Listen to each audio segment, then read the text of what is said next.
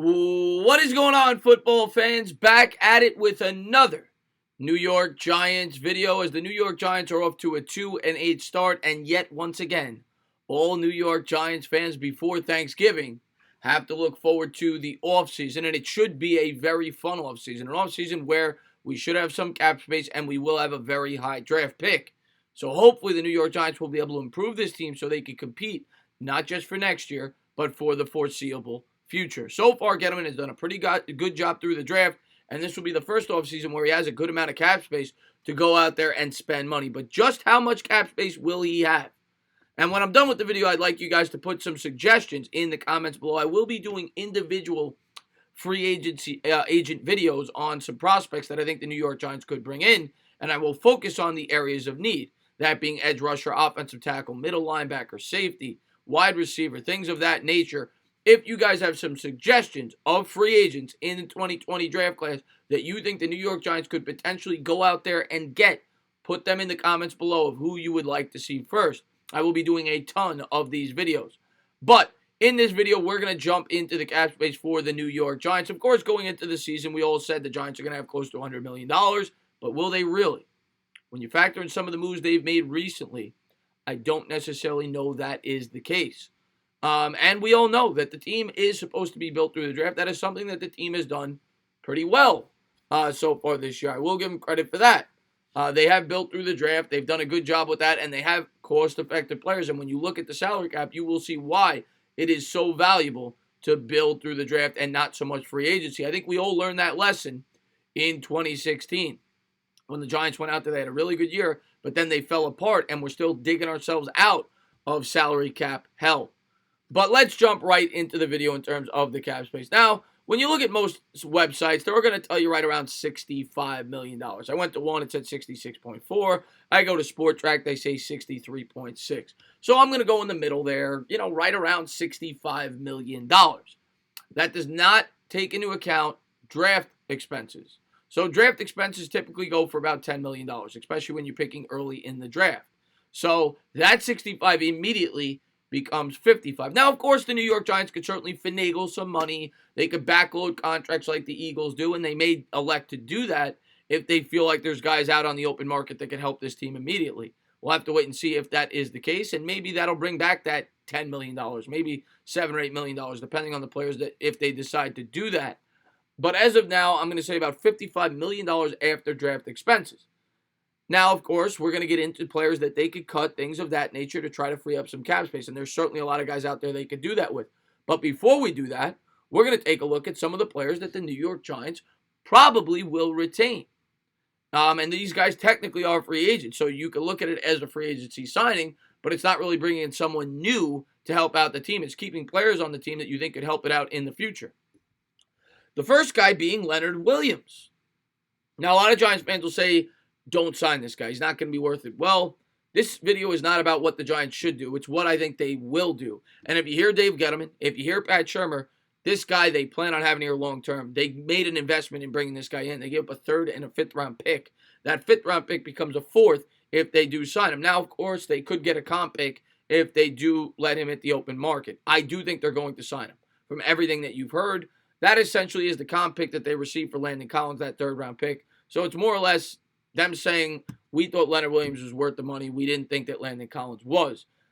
Rumors have been that Leonard Williams wants a $100 million contract. I don't necessarily think he'll get that, but I do think he will get paid. He's young. He's got potential. And even in the last game, he did get a lot of QB pressures. Didn't get sacks, but he did collapse the pocket and force Sam Darnold to make errant throws. He did get burned on that run, though. He's gonna be a Giant, whether you like it or not, in my opinion. So I'm going to go about $15 million a year. I think that's what he will get. 4 years, 60, 5 years, 75. I'll go $15 million a year. So that 55 has now become 40. We're then going to look at Marcus Golden. And Marcus Golden turned out to be a really good signing on a one-year deal, a prove-it contract. And he may not be back. If he is back, he's going to cost you. That's the way it works. When players have good years, they cost money. Now, of course, Marcus Golden is coming off 2 years of injuries. That has to be taken into account. I would not give him a 5-year contract. But will they give him a 2 or 3 year contract? Maybe a 4 even? It's possible. And what will it cost? Well, the guy's going to have 10 to 12 sacks. Darius Smith, I think, is a good example. I don't remember exactly what Smith got. But I think $10 to $12 million is a fair estimate. Maybe it gets a little more, maybe it gets a little less. I'm gonna go very conservative. I'm gonna say $12 million a year for Marcus Golden if they decide to keep him. And for the sake of this exercise, we're gonna say they keep both Leonard Williams and Marcus Golden. Now, of course, if they don't keep these guys, that's $27 million more to spend in free agency, and they may elect to do that. I personally don't think they will. But if they do keep those guys, we're now down to $28 million to spend.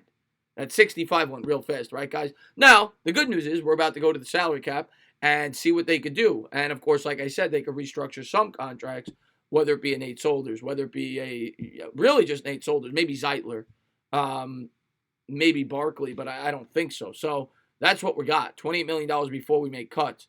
Now, when you look at the Giants salary cap, we're going to go to the bottom first, and we're going to show you why it's so important to draft well.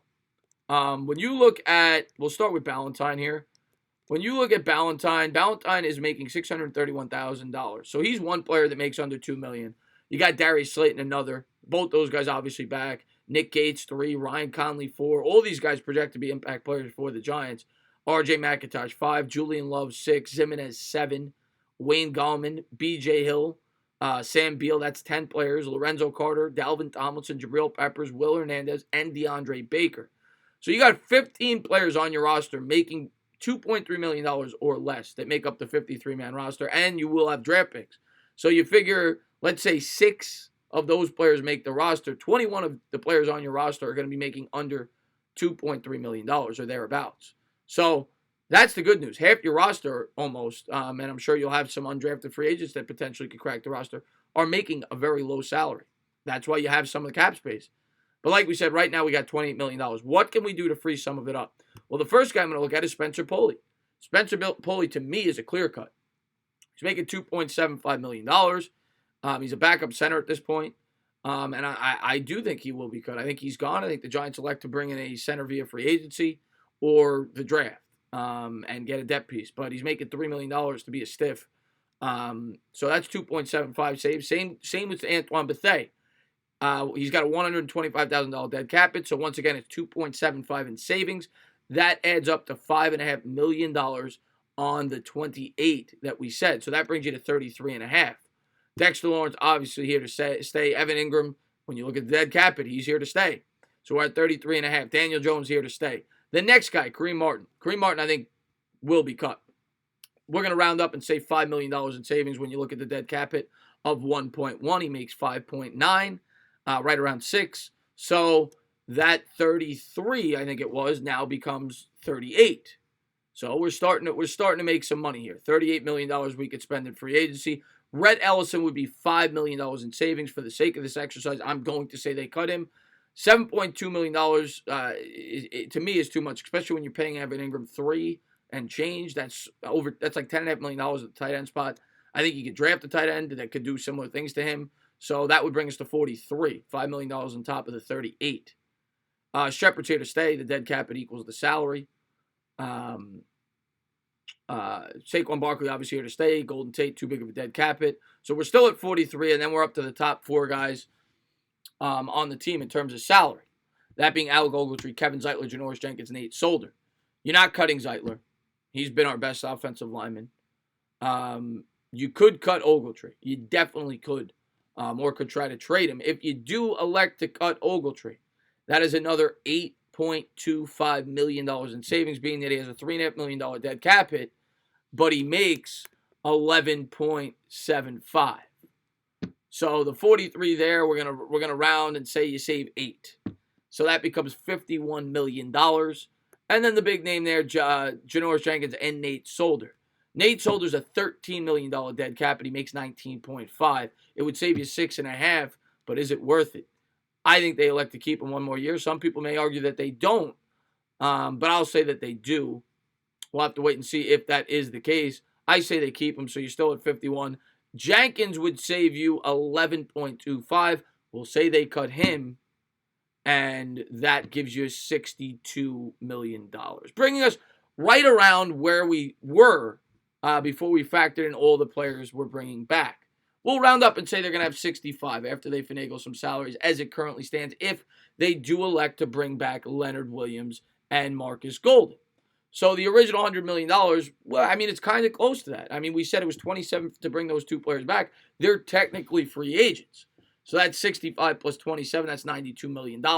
That's around where I thought we would be at the beginning of the year. But, I figure they bring those players back, and we're going to have right around 60 to 70, we'll say, when they move some contracts around to spend in free agency. The question is, who will they spend it on? Well, that's up to you guys to decide which players you want them to go after. Of course, the Giants will have the final say. But I think we all agree on the biggest needs for the Giants being offensive line, pass rusher, secondary help, middle linebacker, things of that nature. So where would you spend that $65 million? I think I know where I would, and I know what players I'm going to target in my videos, but I always like some suggestions, so shout them out. As always, if you liked what you watched, please subscribe, drop a comment, maybe give me a little thumbs up. Cheers.